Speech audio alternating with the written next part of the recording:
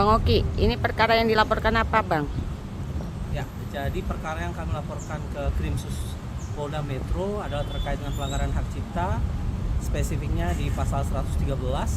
Ya, jadi klien kami Matthew S. Yahaan adalah seorang musik komposer, seorang pencipta, ya, pencipta yang kemudian menciptakan ribuan lagu, ya, back sound untuk sinetron dan film layar lebar yang kemudian digunakan dalam film-film produksi dari Kebali Production.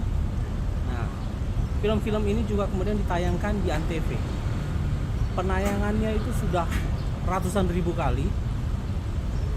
Meskipun kemudian hak moralnya sudah diberikan, dicantumkan namanya, tapi kemudian hak ekonominya sebagai pencipta itu tidak pernah diberikan. Mulai dari tahun 2018 pun itu tidak diberikan. Jadi itu akan diakumulasikan dan nilainya itu akan kami tagihkan kepada para pihak yang kemudian secara melawan hukum menggunakan karya-karya ciptaan dari klien kami, Mas Matthew S. Yahaan. Ya, jadi pelanggaran-pelanggaran terhadap hak cipta yang seperti ini sudah sering sekali terjadi.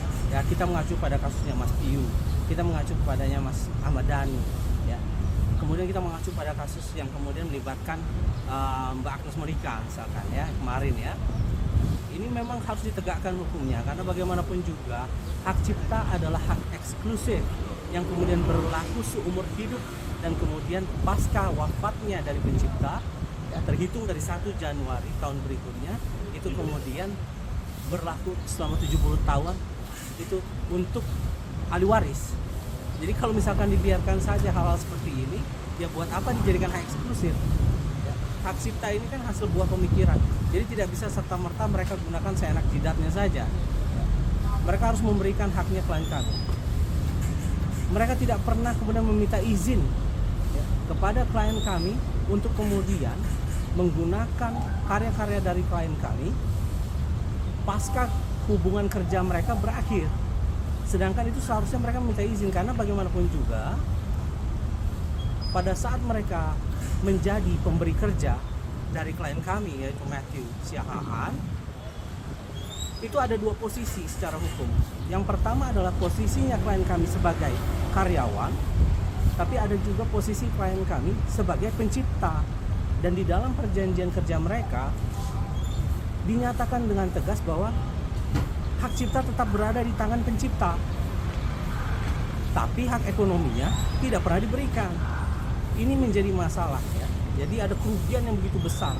Kalau dikalikan, taruhlah kemudian klien kami menetapkan per episode klien kami minta 500.000. Kalau sudah ratusan ribu kali, ya, ratusan ribu kali, ya tinggal dikalikan saja. Ini sudah masuk ke ratusan miliar. Jadi silakan saja. Kalau misalkan mereka mau melakukan negosiasi, kami terbuka sekali, ya.